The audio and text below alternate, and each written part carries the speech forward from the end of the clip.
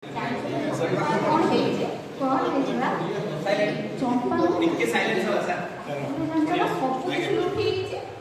ବା ସେ ସବୁ କଳା କଳା ଫୁଲେଇ ନେଇଗଲେ ଲୋ, ସବୁ ନେଇଗଲେ। କିଏ କ'ଣ କଲା କହୁନ, ମୁଁ ତ କିଛି ଜାଣିନି। ଜାଣିଛୁ ନା ଏଇ ଗୋଟେ କିସ କମ୍ପାନୀ ଏ ନା ସେ ଗୋଲମୋଲ୍ଡ ସେ କମ୍ପାନୀର ନାଁ କ'ଣ ମାଲାମାଲ? ହଁ ହଁ ହଁ ସେଇ ସେ ମାଲାମାଲ କମ୍ପାନୀ।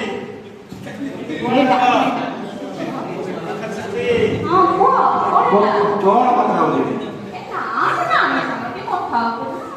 କୋଉ କଥା ଚମ୍ପା କଥା? ସିଏ ଚାଷୀ ମୁଲିଆ ଲୋକ, ସିଏ ତାଙ୍କର ଜାଣିପାରିଲେନି, ପଟା ପତ୍ର ସବୁ ଦେଇଦେଲେ। ତମେ ସେମିତି ଦବ ନାହିଁ। ଲକ୍ଷେ କ'ଣ କୋଟିଏ କଲେ ବି ତମେ ଦବ ନାହିଁ। କାହାକୁ ଭିତରେ ବସେଇବନି, ମତେ ଫୋନ କରିବ ପଛରେ। ଚାକିରି 2 ବର୍ଷ ଅଛି, ମୁଁ ମୋର ପଇସା ଯେତିକି ରଖିଛି, ତମେ କାହା ସାଙ୍ଗେ ଲାଗିବନି ଜମା। ଝିଅ ବାହାଘର କେତେ କ'ଣ କଥା ଅଛି।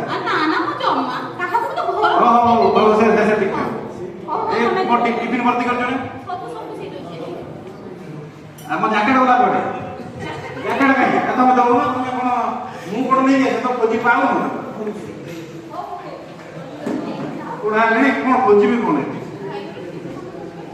ହଉ ମୁଁ ଯାଉଛି, ଆସିଲେ ଖାଇବି।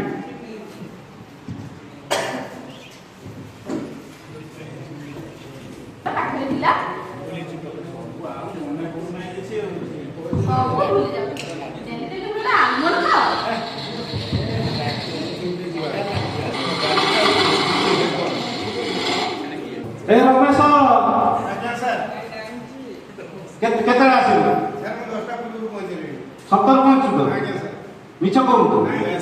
ଆଉ ସବୁ କାହିଁକି ଦେଖା ଯାଉନାହାନ୍ତି? କିଏ ଆଉ ଆସେ ମ୍ୟାଡାମ? ସବୁବେଳେ ଗୋଟେ ଲେଟ୍ ଆଉ, 10ଟା ମାନେ 10ଟା ଏଠି ଦେଖିବାକୁ। ହଉ ହଉ ହଉ, ତୁ ଶୀତ ଯୋଉ ଲାଗୁଛି, ମୁଁ ଏଠି ଛିଡ଼ା ହେଇପାରିବି? ବେଲ୍ଟଟା ପ୍ଲେୟାର ବେଲ୍ ବଜା, 10ଟା ପ୍ଲେୟାର ବେଲ୍, ମୁଁ ଏଇ ଭିତରେ ଅଛି।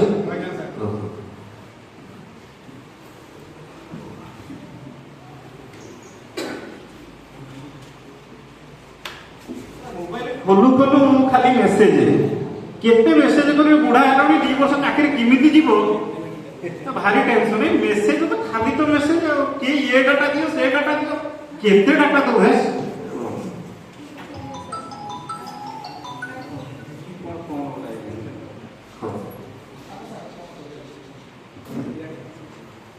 ହ୍ୟାଲୋ ହ୍ୟାଲୋ ସାର୍, ନମସ୍କାର। ନମସ୍କାର ନମସ୍କାର। ମୁଁ ପ୍ରତିପଦା ବ୍ୟାଙ୍କରୁ କହୁଥିଲି। କୋଉ ବ୍ରାଞ୍ଚ? SBI sir.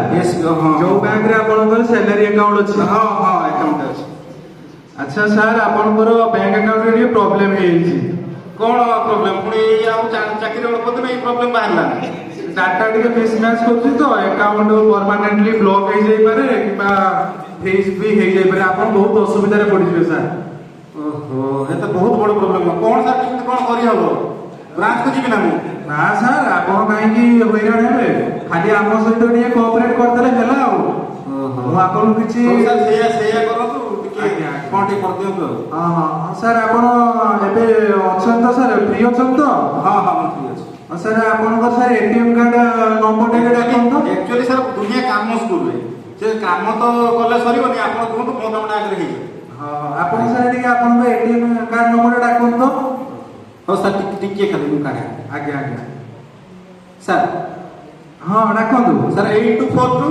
ହଁ, 8242 4364। ଆଜ୍ଞା, 3316। ଆଜ୍ଞା, ହଁ ହଁ ହଁ। ଆଉ ସାର୍ ସେ ଦେଖନ୍ତୁ, ତା ତଳକୁ ଲେଖା ହେଇଥିବ ଏକ୍ସପାୟରି ଡେଟ୍ ATM ରେ। ହଁ, ଲେଖା ହେଇଛି 7/30। ହଁ ହଁ। ଆଉ ସାର୍ ସେ ATM କାର୍ଡ ଟିକେ ଉଲ୍ଟେଇ ଦିଅନ୍ତୁ, ଦେଖିବେ ସେପଟେ ଲେଖା ହେଇଥିବ CCB କୋଡ୍ ଲେଖା ହେଇଥିବ, ସେଇଟା ଟିକେ ଦେଇଛନ୍ତି ସାର୍। ହଁ ହଁ, ଦଉଛି। 343। ଆଜ୍ଞା, 343। ହଁ ହଁ ହଁ, ଠିକ୍ ଅଛି ସାର୍। ହେଇଗଲା ନା? ନା ନା ସାର୍, ଆଉ ଅଳ୍ପ ଖାଲି କାମ ଅଛି। ଆପଣଙ୍କ ପାଖକୁ ଗୋଟେ OTPଟେ ଯିବ, 4 ଅଙ୍କ ବିଶିଷ୍ଟ OTPଟେ ଯିବ। ଦେଖନ୍ତୁ ସାର୍, ଗଲାଣି ବୋଧେ? ମୁଁ ପଠେଇବି। OTP ନା? ହଁ ହଁ ହଁ, OTP ମାନେ ସାର୍ ମେସେଜ ଯାଇଥିବ ମୋବାଇଲ। ଆଚ୍ଛା ଆଜ୍ଞା, ହଁ ଡାକନ୍ତୁ ନା ସାର୍। 6078। କେତେ ସାର୍? 6078। ହଁ ହଁ ହଁ, ଧନ୍ୟବାଦ ସାର୍। ଆପଣଙ୍କର ସାର୍ କାମ ବହୁତ ଜଲ୍ଦି ହେଇଯିବ। ଆଉ ଆପଣଙ୍କର ଏଇ ସରି ଆପଣ ସେ କାମଟା ଟିକେ ଭଲସେ ହଁ ହଁ ସାର୍ ହେଇଯିବ। ଆପଣଙ୍କ ପାଖରେ ମେସେଜ ବି ପଳେଇ ଆସିବ କାମ ହେଇଗଲା ବୋଲି।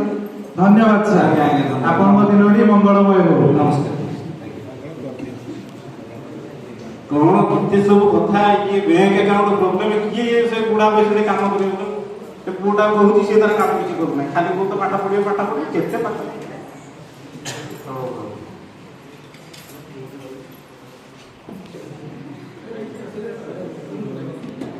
ପଇସା 5 ଲକ୍ଷ ରଖିଥିଲି, ଲକ୍ଷ ପଡିଗଲାଣି।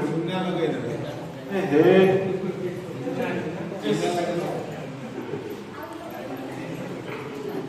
ଦାସ ସାର୍, ଏ ରମେଶ ଦାସ ଡାକ। ନମସ୍କାର ସାର୍, ମୁଁ ତ ଜାଣିପାରୁନି କଣ ଦେଖନ୍ତୁନି, ଏ 1,00,000 ଟଙ୍କା କଣ ପଡ଼ିଯାଇଛି ସାର୍? ଆହୁରି 1,00,000 କଟିଗଲା ସାଙ୍ଗେ ସାଙ୍ଗେ। ଆଜ୍ଞା କଟି ଯାଇଛି, ଆପଣଙ୍କର ଡେବିଟେଡ୍ ହେଇଯାଇଛି, 4 ଲକ୍ଷ ଟଙ୍କା କଟି ଯାଇଛି। ସାର୍ କେମିତି କଣ ଚାଲିଲା ମୁଁ ଜାଣିପାରିଲିନି। ଆପଣଙ୍କର କୌଣସି ଓଟିପି ମାଗିଥିଲେ କି? ହଁ, ଜଣେ ଫୋନ କରୁଥିଲା, ସେ ବ୍ରାଞ୍ଚ ମ୍ୟାନେଜର କହୁଥିଲା ପ୍ରତିପଦ SBI ବ୍ରାଞ୍ଚ। SBI ବ୍ରାଞ୍ଚରୁ ନା? ଆଜ୍ଞା। ବ୍ରାଞ୍ଚରୁ ତ କୌଣସି ଫର୍ମ କିମ୍ବା କୌଣସି ଏମିତି ଓଟିପି ମାଗନ୍ତିନି, ଆପଣ କେମିତି ଦେଲେ? ଏ ଭଗବାନ, କଣ ସେଇଥିପାଇଁ ସବୁ କିଛି ହେଇଛି କି? ଆଜ୍ଞା ଆପଣ କଣ କରିଦେଲି ମୁଁ? ସାର୍ କଣ କରିବି ବର୍ତ୍ତମାନ? ସାର୍ ଏବେ ଆପଣ ନିହାର ଭାଇ ଆପଣଙ୍କର ଯୋଉଠି ଆପଣ ଖୋଲିଛନ୍ତି ପାସବୁକ୍, ସେଇଠି ଯାଇକି ଆପଣ ମ୍ୟାନେଜରଙ୍କୁ ଦେଖା କରନ୍ତୁ ଯଥାଶୀଘ୍ର। ଆପଣଙ୍କର ବ୍ୟାଙ୍କ ଆକାଉଣ୍ଟ ବିଷୟରେ ସିଏ ବୁଝେଇବେ। ମ୍ୟାନେଜର ଦେଖେଇଲେ ହେଇଯିବ ତ? ପଇସା ଫେରିବ ନା? ସାର୍ ସେଇଟା ଆପଣ ସେଇଠି ଗଲେ ଯାଇକି ଆପଣଙ୍କୁ କହିବେ। କେତେ କାମ, ଦୁନିଆ କାମ, ଏଠି ପଇସା ଫେରିବନି। ସାର୍ ଆପଣ ଟିକେ ମୋ ସାଙ୍ଗରେ ଆସନ୍ତୁ। ଆଜ୍ଞା ଜାଣିପାରିବି ପ୍ରଧାନ ଶିକ୍ଷକ ଦେଇ ପ୍ରସାଦ ମାଝୀ। ଆଜ୍ଞା ଆଜ୍ଞା, ସକାଳୁ ଯେତେବେଳେ ସ୍କୁଲ ଯାଇଥିଲି ସାଙ୍ଗେ ସାଙ୍ଗେ ଜଣେ ବ୍ରାଞ୍ଚରୁ ଫୋନ କଲେ। ବ୍ରାଞ୍ଚରୁ ଫୋନ ଯାଇନି, ସେ ଫୋନ କରିକି ଦୁନିଆ କଥା କହିଲେ OTP ଦିଅ। ମୁଁ ଆକ୍ଚୁଆଲି ଭାରି ଟେନସନ୍ ଅଛି ମ୍ୟାଡ଼ାମ। ଦେଖନ୍ତୁ ଏଇ ପଇସା କଟିଯାଇ, ଦେଖନ୍ତୁ 5 ଲକ୍ଷ ଥିଲା, ଏଇ 2 ଲକ୍ଷ କଟିଗଲାଣି।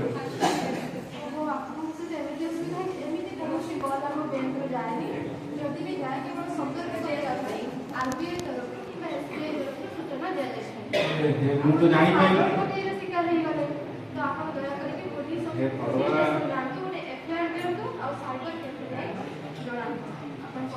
ହଉ ତାହେଲେ ମୁଁ ସାଙ୍ଗେ ସାଙ୍ଗେ ସାର୍ ଚାଲ ଟିକେ ଥାନାକୁ ଯିବା। ମୋର ଥାନା ଚିହ୍ନା ପରିଚୟ ନାହାନ୍ତି, ଚାଲ। ସାର୍ ମୁଁ ମଝିଓଡ଼ିଆ ହାଇସ୍କୁଲରୁ ଆସିଥିଲି, ଦେବସା ମାଛି। ସାର୍ ଗୋଟେ ଅସୁବିଧା ହେଇଯାଇଛି ସାର୍। ସାର୍ ଏଇଭଳିଆ ଗୋଟେ କଲ୍ଟେ ଆସିଲା, କଲ୍ରେ ଗୋଟେ OTP ମାଗିଲା, ସେ ଦୁନିଆ ଡାଟା ମାଗିଲା, ସବୁ ଡାଟା ମୁଁ ଦେଇଦେଇଛି। ହଁ, ସବୁ ଦେଇଦେଇଛି। ସେ ମାଗିଲା, ମୁଁ ଭାବି ବୋଧେ ମୋ ଆକାଉଣ୍ଟରେ କୌଣସି ଅସୁବିଧା ହେଇଛି, ମୁଁ ଡାଟା ଦେଇଦେଲି, ସେ OTP ଲାଷ୍ଟ ମାଗିଲା। ଟିକେ ଡାଉନ୍ ହେଉଥିଲା OTP ଦେବିନି ବୋଲିକା, କିନ୍ତୁ କଣ କରିବି, ଏଇଟା OTPଟା ଦେଇଦେଲି। ମୁଁ କହିଲି ଆକାଉଣ୍ଟ ଠିକ୍ ହେଇଯିବ, ଦେଖିଲା ବେଳକୁ ସାଙ୍ଗେ ସାଙ୍ଗେ 2 ଲକ୍ଷ ଟଙ୍କା। ଆପଣ ଜାଣିନାହାନ୍ତି କି ପଇସା ନେବା ପାଇଁ OTP ଦରକାର ହୁଏ, ପଇସା ଦେବା ପାଇଁ OTP ଦରକାର ହୁଏ। ସାର୍ କଣ କରିବି ସାର୍, ବର୍ତ୍ତମାନ କୁହନ୍ତୁ ମୋତେ। ଆଚ୍ଛା ଠିକ୍ ଅଛି, ଆମେ ସାଇବର ସିକ୍ୟୁରିଟି ତରଫରୁ ଆମେ ଚେଷ୍ଟା କରୁଛୁ, ସ୍ଟେପ୍ ନେଉଛୁ, ଆପଣଙ୍କ ପଇସା କେମିତି ଫେରିବ ଆମେ ସ୍ଟେପ୍ ନେବୁ। ସାର୍ ପଇସା ଫେରିପାରିବେ ନା? ନିହାତି ନିହାତି। ଦୁନିଆ କାମ ସାର୍, ଝିଅ ବାହାଘର କରିବି, କେତେ କଣ କଥା, କୋଉ ପାଠ ପଢା, କଣ କରିବି ସାର୍? ଆପଣ ଟେନସନ୍ ନିଅନ୍ତୁନି, ଏଥିପ୍ରତି ପ୍ରଥମେ ସତର୍କ ରହିବା ଦରକାର। ପ୍ରଥମେ ସମସ୍ତଙ୍କୁ ସଚେତନ ମଧ୍ୟ ରହିବା ଦରକାର, ସମସ୍ତଙ୍କୁ ସଚେତନ କରିବା ଦରକାର ଯେ ଆମେ ସାଇବର ଠକେଇରେ ଶିକାର ହେବାନି। ଠିକ୍ ଅଛି ସାର୍, ବଡ଼ ଭୁଲଟେ ହେଇଗଲା। ହଉ ମୁଁ ସାର୍ ଘରକୁ ଯାଉଛି।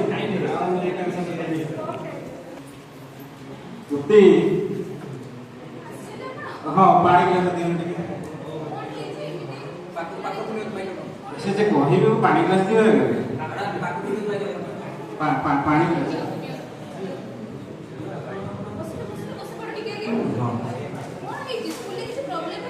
ନା ସେ ସ୍କୁଲ ପ୍ରୋବ୍ଲେମ, ସ୍କୁଲ ତ ପ୍ରୋବ୍ଲେମ ରହିବ, ସେ ସ୍କୁଲ ପ୍ରୋବ୍ଲେମ। କୁହନି କୁହନି, ଦୁନିଆ କଥା ହେଇଯାଇଛି, ମତେ ଭଲ ଲାଗୁନି କିଛି। କଣ କରିବି? ଯାହା ଯାହା ସଞ୍ଚିତ ଅର୍ଥ ଥିଲା ସବୁ ଚାଲିଗଲା। ଏଇ ଦେଖ, ଯୋଉ ଗୋଟେ ଲୋକ ଫୋନ କରିଥିଲା ମତେ, ତମକୁ ସକାଳେ କହୁଥିଲେ ଚମ୍ପା କଥା, ସେ ଚମ୍ପା ତ ଯାହା ହେଲା ମୋର ଏଠି ଚାଲିଗଲା ପୁରା। ଚମ୍ପା ତ ବେକାର କଥା। କଥା କହୁଛି ଟେନସନରେ ଅଛି, ଏଠି ଆହୁରି ଏଇ ଦେଖ 5 ଲକ୍ଷ ଟଙ୍କା ଥିଲା, ଏଇ 2 ଲକ୍ଷ କୋଟି ଚାଲିଗଲା। କଣ କେମିତି କରିବା? ଝିଅ ବାହାଘର କାମ ଆସିବା କଥା, ଦେଖିଲା ବେଳକୁ 2 ଲକ୍ଷ ଟଙ୍କା ଚାଲିଗଲା। ନା ନା ଝିଅକୁ ବି କରୁନାହାନ୍ତି। କିଏ ଫୋନ କରିଥିଲା? ସେ କ'ଣ ଆମ ବ୍ରାଞ୍ଚ ମ୍ୟାନେଜର ସାଲାରୀ ଯୋଉଟା ଅଛି। ଝିଅ ଗୁଡା କଣ କେନ୍ଦେଇ ବୁଲାକି କଥା ହେଇକି ନେଇ ଯାଉଛନ୍ତି ପଇସା? ନା ନା ଝିଅ ନୁହେଁ, ସେଟା ପୁଅ ଥିଲା। ଆଉ ତମେ କିଏ ହାତ ଦେଇଦେଲ? ସିଏ ମତେ ଲାଗିଲା ଭଦ୍ର ବ୍ୟକ୍ତି, ମୁଁ ଦେଇଦେଲି। ସେ ଭଲସେ କଥା ହେଲା ମତେ। ଭଲସେ କଥା ହଁ ହବ। ଭଲସେ କଥା ହେଲା, ମତେ ମାଗିଲା ହଁ ଓଟିପି ମାଗିଥିବ।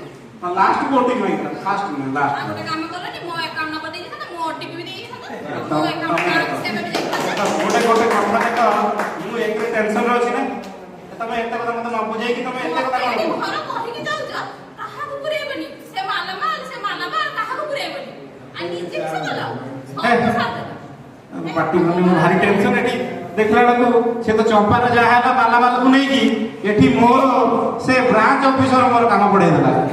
କଣ କରିବା, ପୁରା ନାମ ନେଲି ମୁଁ ଏଠି। ଆଉ ତେଣୁକରି ଆମେ ସମସ୍ତେ ସତର୍କ ରହିବା, ସଚେତନ ରହିବା ଏବଂ ଆମେ ଶିକ୍ଷିତ ହେଲେ ବି ଯେମିତି ଆମେ କହୁଛନ୍ତି ଯେ ମୁଁ ଯେମିତି ମଝି ଓଡ଼ିଆ ବିଦ୍ୟାଳୟର ପ୍ରଧାନ ଶିକ୍ଷକ, ଚାକିରି ଆଉ 2 ବର୍ଷ ଅଛି, 2 ବର୍ଷ ଚାକିରି ଅଛି, ବୁଢା ହେଇଗଲି, ଆଉ ଅଛି ନା ବୟସ ନାହିଁ। ତ ମୋବାଇଲ ବାବଦରେ ମୋର ଧାରଣା ନାହିଁ।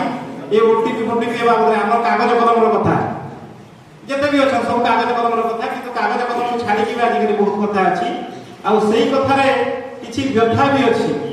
ସେଇ କଥାରେ ମୁଁ ଆଜି ମର୍ମାହତ ଯେ ମୋର ପଇସା 2 ଲକ୍ଷ ଟଙ୍କା କଟିଯାଇଛି ଏବଂ ତାକୁ କେମିତି ଫେରସ୍ତ ପାଇବି ତା ବି ମୁଁ ଜାଣିନି, କିନ୍ତୁ ମୁଁ ତତ୍କ୍ଷଣାତ୍ ସାଇବର ସିକ୍ୟୁରିଟିରେ ମୁଁ ତାକୁ କମ୍ପ୍ଲେନ୍ କରିଦେଇଛି। ଧନ୍ୟବାଦ।